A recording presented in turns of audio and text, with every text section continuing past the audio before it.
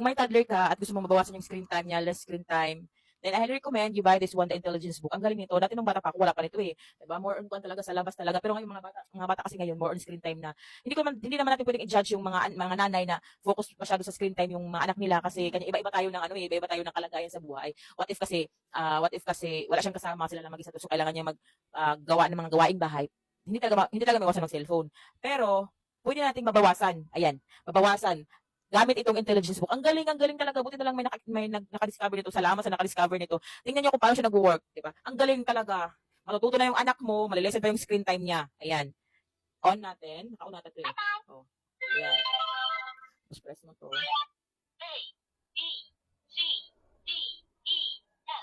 Kung may toddler ka, I highly recommend you buy this one. Para less screen time kasi masyado naman yung cellphone, di ba, yung mga mata nila. Ayan. Oh.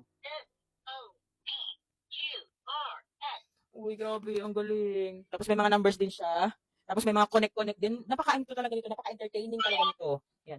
Oh. 1, 2, 3, 4, 5, 6. Diba? Mura lang to, be. Hindi katulad ng mga prices ng cellphone, iPad dyan, na ang mahal, tapos nakakasira pa sa mata pag too much, diba? Then this one talaga napaka-agaling. May mga fruits din, o lahat na, highly recommended, lahat na talaga. Ayan. Strawberry, orange, ketchup, grape. Ayan, oh. Tapos may mga transportation pa.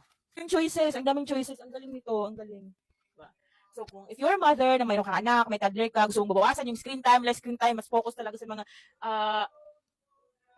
interaction, then I highly recommend you this one. Check my yellow basket, mura lang, tapos, mababawasan yung screen time, matututo pa yung anak mo. This is not for you, mommy, this is for your kid, okay?